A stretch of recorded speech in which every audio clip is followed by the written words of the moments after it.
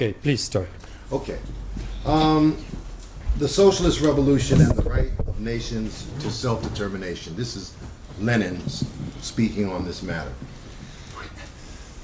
When you support the right of self-determination, it does not mean that you advocate for a split or for a secession. What it means is that you recognize the right of that nation to secede. And the reason it's so important consistently. So for instance, I think that Lenin was masterful when he was alive in terms of actually implementing this program. If you know a little bit about Russian history, you know Poland. They said they recognized Poland's right to secede, and they did, and Poland did. Finland.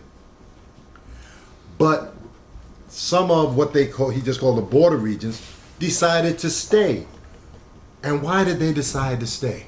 They decided to stay because that staying was not imposed upon them by the Communist Party. They had the right to secede if they so desired. But that took off of them the dynamic of oppression or Russification, if you will, that existed before. And they could make a free choice as to what is better for our people. And they decided, I think intelligently, to stay and to help build the Union of Soviet Socialist Republics. Believe me, there's a lot I don't understand on this planet. Believe me. And I'm very humble about that. But the question of self-determination is not one of them. I think I understand it. I think I just, and here, let's take Lenin's his how he explained it to people, to the workers. He said, look, supporting self-determination is like supporting the right. The right of self-determination is not a pro-secession program. It's a right, just as supporting the right of women to divorce. It does not mean that you want women to divorce. It just means that they have the right, so that when they're in that relationship, they know that if they want to walk away, somebody ain't gonna crack them upside the head with a big old stick. I'm gonna stop with that. Okay. There's so much here that I don't agree with. I need to just sort of take a minute or two to answer this. I approve of the checklist that Stalin mentions and that we went through. I think using that list of trying to analyze issues around self-determination, those issues in the list that Stalin, the factors about a common culture, a common language, so forth, these are really important features that nations have. But nations are a product of capitalist development. Yay! There are no nations in the modern sense before the development of capitalism takes place. And this development took place first in Europe. So the whole theory of Marx's theory, and Lenin followed the same line. Marx's theory about nations was that we have to recognize the democratic right of nations to self-determination because we have to recognize the equality of peoples. The Marxist movement is based on a class struggle, a multinational class struggle of people around the world for freedom and to overthrow capitalism. So getting rid of national oppression is an important feature, and that's why Lenin supported the right of nations to self-determination. I agreed with Gene that if Tibet succeeded, it would become a force of counter-revolution under the control of imperialism. I agree. But I don't think that that's a principled analysis. So I want to tell you what I think about Tibet. First off, Tibet was a very underdeveloped place. In many ways, Tibet was an ancient society like Rome, except that Tibet in 1949 was not as developed as Rome was in the 2nd century AD. It was much less developed. For example, in Tibet, people did not employ the wheel.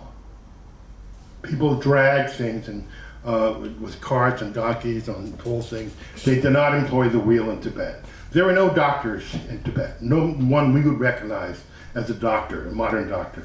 Roman doctors were better, I think, than the kind of mystical doctors that Tibet had. So Tibet was a very underdeveloped place.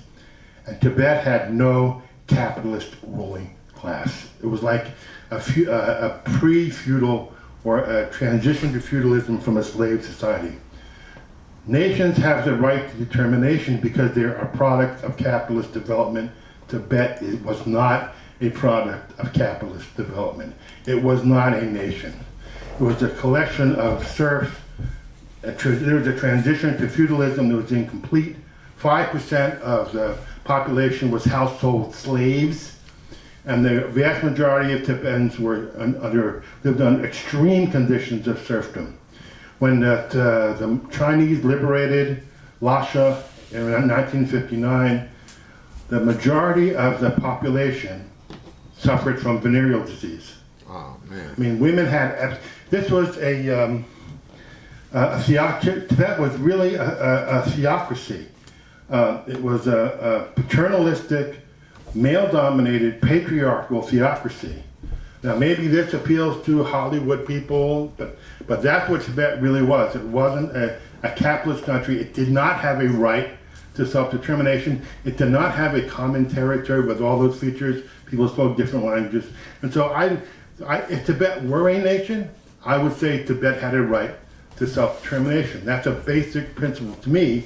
That's a principle of Marxism. One more issue. When Lenin said that, and when Lenin and Stalin spoke about whether or not Marxists should support self-determination, Lenin used the formulation that the right of self-determination can be a negative demand. That's a complex theoretical formulation. The right of self-determination can be a negative demand. What Lenin meant was that nations under socialism have a right of self-determination, but Marxists won't necessarily argue for that right. We won't argue for self-determination if it'll create a counter-revolutionary threat to the workers who live in that nation. So although they might have a formal right that we would protect, we would agree with, they have a right to self-determination. In this case, though, we would oppose it, and we would encourage the workers in that country to vote against self-determination to stay part of the socialist system. So just with all those provisos, I have to stop talking. I'm out of time. No. Okay, thank you. Yeah, clarity. Thank you. So we're going to go to the questions. Hold on. So the front row, and Rich, you go first. Oh, okay. Oh, Then go ahead, start your. oh, you don't want to go first? In Okay. this discussion, I just lost my train of thought. I'll have Okay. a few seconds. Okay. Sorry. How about you, I Gigi? just want to, you kept saying was and were, and is and are. Yeah, it sounded like you were talking about Tibet a long time ago. You're talking Yeah. about Tibet right now. Tibet now is not a nation. Okay, so all that you've been saying is that Tibet now. Well, no, Tibet before 1949, before it was liberated, was not a nation. It was like a ancient slave society. Was Rome a nation? No, it wasn't. Was Greece a nation? No, it wasn't. Nations are a product of capitalist development.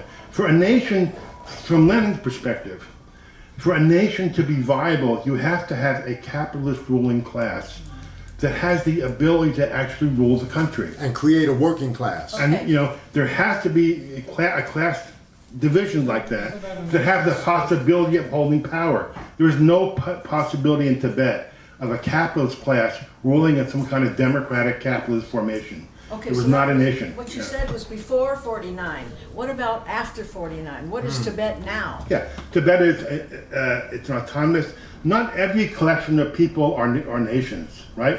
There are nations, there are nationalities. For example, Jewish people are not a nation; they're a nationality. Black people in the U.S. are not a nation; they're a nationality. Tibetan people are not a nation; they're a nationality. Do you understand what I mean?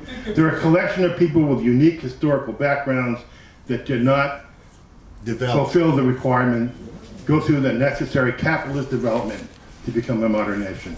Okay. Before we go to the next question, Yes, states are hold not on. nations. Norma, before you go, I just wanted to add the reason nation, capitalist development of a nation is important is not simply that the capitalists, in my opinion, need a territory, but there is an important progressive role they play. They create the individual for the first time. Individualism doesn't exist in pre-capitalist society. So therefore, nation can only be despotism. So I just wanted to make that comment if you want to say something. Capitalism creates the conditions for socialism. I know. Feudalism does not. Agree. That's- And I was in agreement with you. I was not disagreeing. So Norma, go ahead. Tibet was run by feudal lords who took full advantage of the labor of the people, including raping their daughters all the time. I just want to tell you, maybe you already know this. There's a song, John Koya. Ein von kein Sebastopol ist nicht weit von Simferopol, dorten ist der Stanziaterland. Der Dachluch in Reihe, Dicken ist der Stanzi, un Antico in John Koya, John. So it's a farm near Sevastopol in Ukraine, where the people worked together and where Jews had farms and worked together in the communities where they lived. Just so you know, it's a nice song. I had it up here, but it's a lot of words telling that story. Thank you, Norma. Rich. Okay, I'd like to ask a question about that. Trump's tariffs, the effect on the Midwest, on the soybean farmers in particular. I just read something, I don't know if you saw it or if it's real. I'm trying to check if you know, anybody knows if it's real. And the point of the article was that in Can you share the cutting off the exchange between U.S. farmers, soybeans, and China, that not only did those farmers lose their market and the Chinese lose their soybeans, which I think they need really bad, necessary, that they claimed that the government of China had negotiated an arrangement with Brazil to get soybeans from Brazil, and that was or could be or whatever motive. I think they actually said it was motive, or was one reason that all the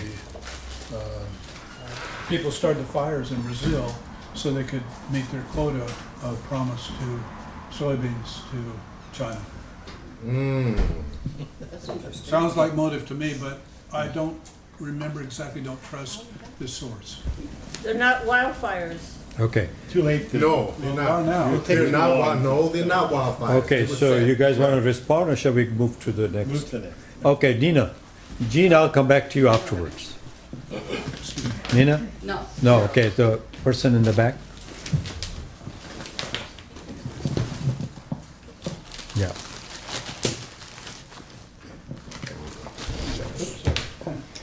I just wanted to echo that Black Bolshevik is a really great autobiography. It's a very interesting description of Harry Haywood's life. He talks about the theory of the Black Belt in that book, but I believe that where he really laid it out was a separate book. I believe it was written in 1949. Yeah. Negro Liberation, I think that was called. I recommend both books.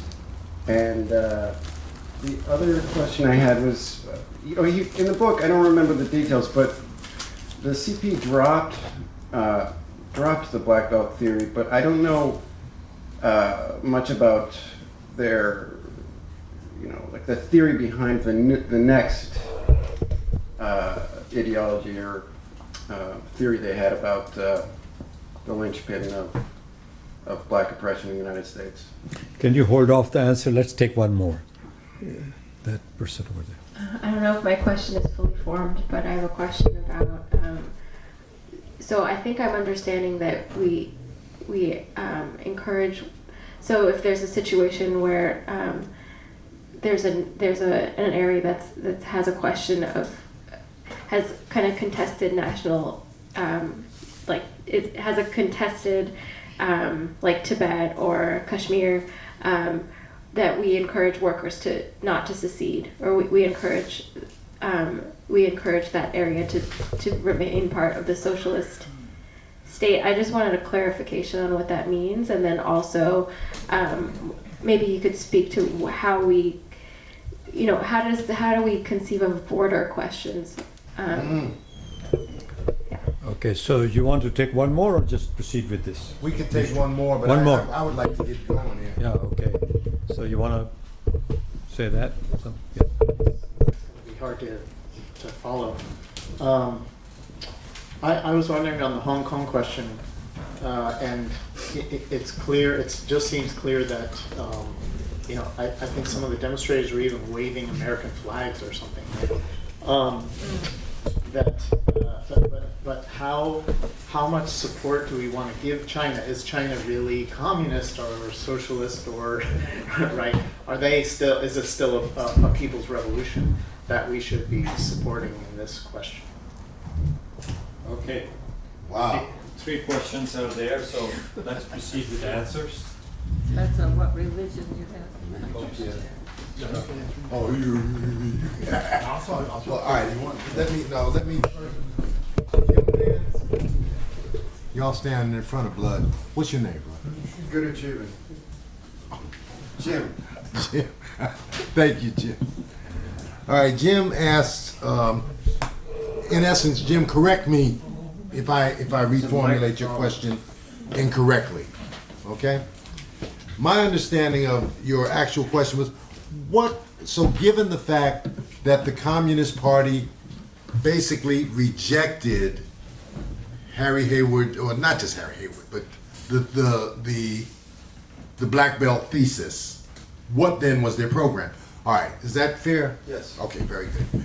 Now, first of all, right out the box, I mentioned, very few people agreed with it when it was conceived.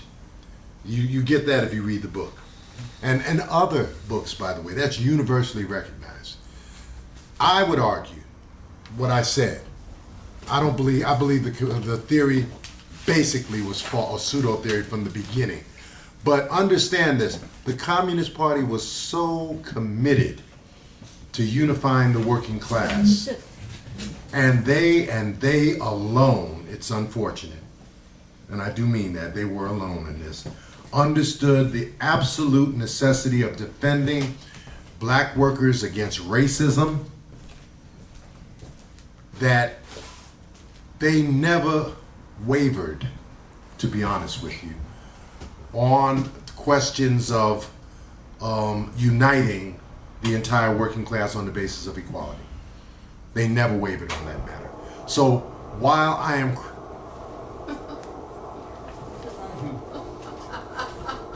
too much energy, folks, why don't y'all just relax? Right. Let's try to stay on one thing. So the point I'm trying to make, and this is, I learned this from reading, let's say, Nason, the history of communists in Harlem, many Hammer and Hoe, that in fact the Black Belt thesis never played an upfront crucial role in the day-to-day work of the Communist Party. And in Alabama, they recruited more black members than white members. So what I'm trying to say though is it never helps when you introduce theoretical confusion. It never helps. And more importantly, after the war, the whole basis of the theory was false after the war because of the great migration of blacks. But even before, I would argue before, even when it was conceived, it was a pseudo theory in my opinion. But they never wavered on that. So what did the Communist Party do? They did what a lost part of history. The Communist Party helped, actually brought into existence something called the National Negro Congress, which existed from 1936 to 1947. This is a lost part of our history. All of you here have a responsibility to look that up and share that information. This organization the National Negro Congress actually played a prominent role in helping to organize black workers who were skeptical of unions because of the exclusion that they had suffered for more than 5 decades. That is, there were unions that did not accept black members. That's what we knew. So here the CIO comes, we're holding back. The National Negro Congress played a prominent role and in fact generated some organizers who helped bring black workers into the mass organizations of labor, particularly the steel workers and the auto workers. And it's a very proud moment, by the way, for anybody that supports socialism, to see the recruitment of so many black people and putting them to work with the unions to bring in black people for integrated class struggle. They never wavered from that, although the theory did not match their practice. Finish. You want to take the microphone if you want to add something? Just pull it up, yeah. Yeah. Well, of course I agree, Gerald, that the black belt theory was wrong. But many times, just because things are wrong doesn't mean they're not helpful. So I just want to say something about the background to this theory. This isn't a theory that came from the Communist Party in New York City. This is a theory that came from the Comintern in 1928 and was really, there was debate about this in the Comintern, and this was the, John Reed and other people opposed it. I think Reed was still alive then. But a lot of the American Party was very split, and the American Communist Party had done really inadequate work to mobilize black people, to defend the rights of black workers, to fight against what we would call white supremacy today. The party's work had really been inadequate. So the Comintern was tasked, how are we going to incorporate the struggle of black people, the national struggle of black people, the struggle for freedom of black people, with the freedom struggle of the integrated American working class. So they came up with this theory. They did an analysis, and I agree it turned out it was an incorrect theory. Probably at the time it was created, it could have been deemed incorrect. But, the impact of it was to focus the attention of the Communist Party USA on the black question. It really did. And I think, despite it being theoretically confused and wrong, in a practical sense, it did help integrate the party. And I think that the gains that were made in the South may have been due really to this crazy theory. But it's a theory that put black people front and center for the first time in the battle for American communism. So that, I think that needs to be said in terms of understanding what really happened and the responsibility of the party in the U.S. And the party was under international discipline. So there's certain things you can do and certain things you cannot do. There's an issue about whether we support China and Hong Kong. Everybody, of course, has to make their own decision about Hong Kong and every other major political event. I think China is socialist. There's an interesting book you can find on the internet, written by an American businessman. It's called "China is Communist, Damn It." And it's a defense of socialism in China. Kind of an offbeat but interesting book. So in my view, China is communist, damn it. That's actually my view. And I think if anyone who's been to China, there's such an enormous difference between life under imperialism in the United States and life in China. How can, the Chinese government, how can Chinese workers get 15-20% wage increases every year? What capitalist country can do that? What capitalist country has done that recently? We under this neoliberal reactionary system, I think wages and real wages in the U.S. are falling. And I think the future for young people in America, the future is dimming for them. There are fewer opportunities. When I was young, I had so many, I'm an old person now, but when I was young, I had so many more opportunities. College was free in the 60s when I went to college. There were jobs available, And when I was drafted in the Army, and I was an anti-war organizer in the American Army. But when I got out of the Army, I survived, and the American benefits for former soldiers were far better than they are today. There was social welfare. My family was an impoverished working class family, and we had free food given to us by the government. The social security benefits that my family got when I was a teenager were enough to actually pay our expenses and live on. No one can live on social security today. That's all been cut back by years and years of attacks on the working class. So yeah, so life in China, and in China, all of the social programs are expanding, and they're expanding all the time. And China has had slowdowns in the rate of increase, but China has never had a recession, has never had a depression since the Marxist government took power in 1949. So I think I think there's people who don't suffer from some kind of prejudice should recognize that China is a socialist country.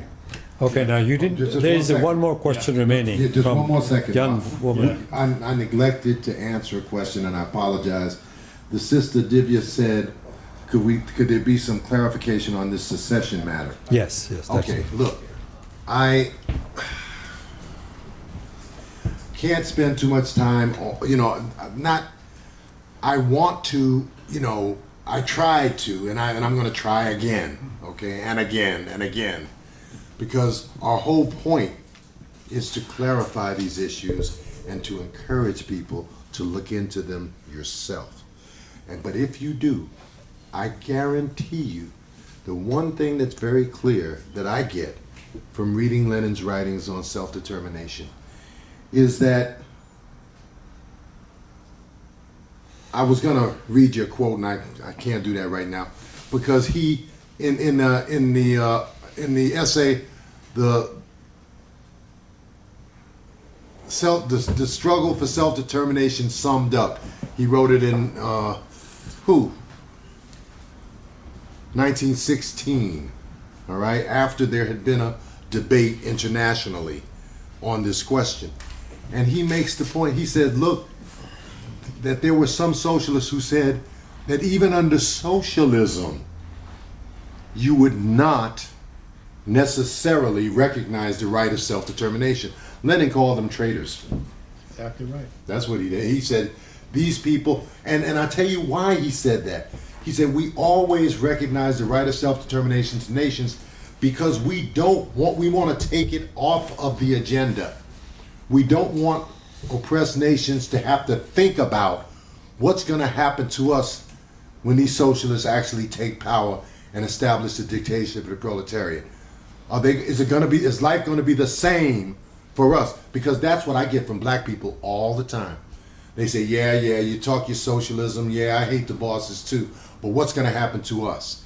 And that's the point of the Leninist position on national self-determination, and I hope that will suffice for now, that clearly we want to take the question of nationalism, we want to undermine nationalism, and take the question of self-determination really off of the agenda. It is yours. You can secede when you will. We may or may not support that. We may argue against that. Maybe you don't have the material basis to sustain a nation. But we will always recognize your rights. Finish. Okay, thank you. No, you keep it there.